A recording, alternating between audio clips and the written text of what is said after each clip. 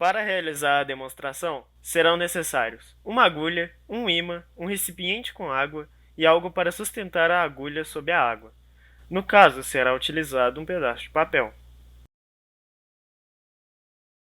O primeiro passo é magnetizar a agulha. Para isso, será necessário um ímã, que será movido sempre na mesma direção próxima à agulha, como demonstrado no vídeo. Isso fará que a agulha se magnetize. Após repetir o processo várias vezes, a agulha terá um pequeno campo magnético. Colocando a agulha sobre o papel na água, criamos um cenário onde a agulha pode se movimentar livremente.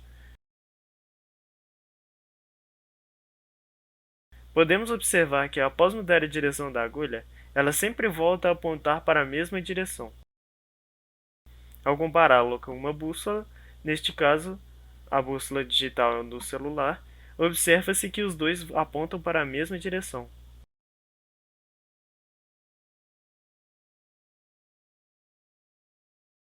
O experimento demonstrou uma das interações fundamentais observadas na natureza, o eletromagnetismo.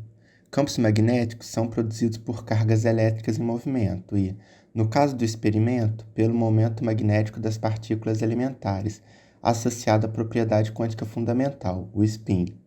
Quando um campo é gerado em um volume, existe um gradiente de energia naquele volume, que pode ser detectado pela aceleração de uma carga elétrica dentro do campo ou pelo torque em um dipolo magnético. Também pela reorientação do spin em certos tipos de átomos. No experimento, podemos destacar tanto o torque atuando na agulha, como a reorientação dos spins dos átomos na agulha.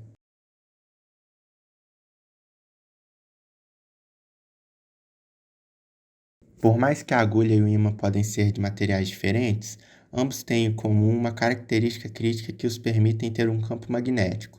Os dois são feitos de materiais ferromagnéticos, que podem ser facilmente magnetizados através de campos magnéticos externos. Isso indica que esses materiais têm alta permeabilidade magnética, ou seja, o ímã, para ser magnetizado, foi submetido a um campo magnético forte o suficiente para permanentemente magnetizá-lo.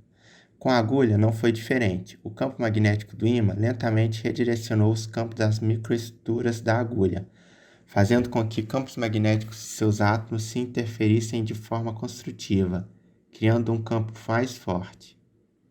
Quanto mais forte o campo magnético que o elemento ferromagnético for submetido, mais elétrons serão redirecionados para a mesma direção, resultando em um campo magnético maior. Quando magnetizado permanentemente, o material apresenta o fator de coercitividade, que mede o quão forte o campo magnético externo deve ser para o desmagnetizar. Também há um ponto mínimo que o material deve ser submetido para o torná-lo um ímã permanente. Caso esse ponto não seja atendido, seu campo magnético lentamente desaparecerá. Como nossa agulha não teve esse ponto atingido, em pouco tempo ela voltará a ser uma agulha desmagnetizada.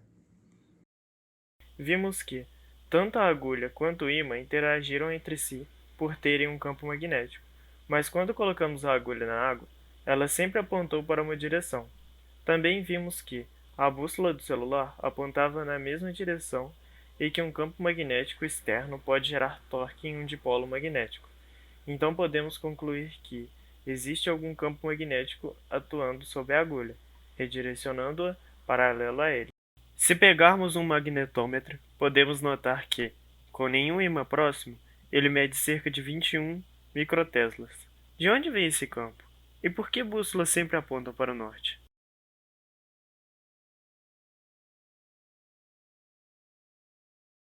Como podemos observar esse mesmo campo magnético em todo o planeta, assumimos que esse campo magnético seja gerado pelo núcleo terrestre, que é formado por grande parte de metais.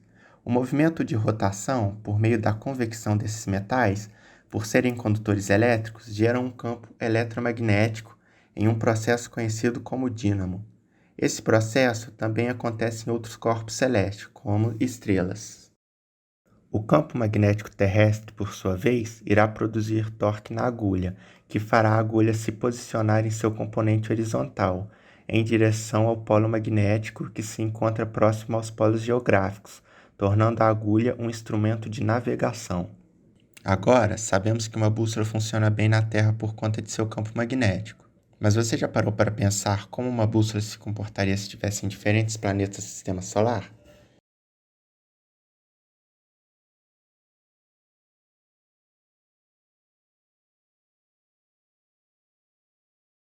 Para responder essa pergunta, primeiro precisamos nos perguntar se todo planeta tem um campo magnético. No caso, não são todos os planetas que possuem campos magnéticos. Planetas como Marte e Vênus não possuem um campo magnético global, tornando uma bússola inútil em suas superfícies. Já Júpiter, comparado aos outros planetas, é o planeta que possui o campo magnético mais forte do sistema solar, o que produz uma aurora permanente em seus polos, produzindo luz em quase todo o espectro. Uma bússola em Júpiter funcionaria normalmente, mas o torque seria maior, redirecionando a bússola mais rapidamente ao polo do planeta. Nem sempre os polos magnéticos ficam próximos ao eixo de rotação do planeta. Isso acontece em Urano e Netuno, onde seus polos magnéticos ficam mais próximos ao Equador e não estão centralizados no planeta. Um navegador nesses planetas definitivamente ficaria confuso com sua bússola.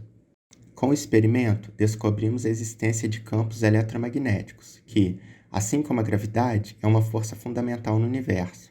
Também foi estudado um pouco sobre o ferromagnetismo e como alguns materiais podem ser magnetizados. Analisamos também campos magnéticos de outros planetas do Sistema Solar e como a bússola se comportaria neles. Como conclusão, gostaríamos de colocar que este vídeo foi uma pequena demonstração de um tema que ainda tem muito a ser explorado. Esperamos ter despertado o interesse no assunto e o encorajamos a pesquisar ainda mais sobre. Também vale a pena pesquisar sobre as outras forças fundamentais, a força gravitacional, a força nuclear forte e a força nuclear fraca. Então é isso, até mais e bons estudos!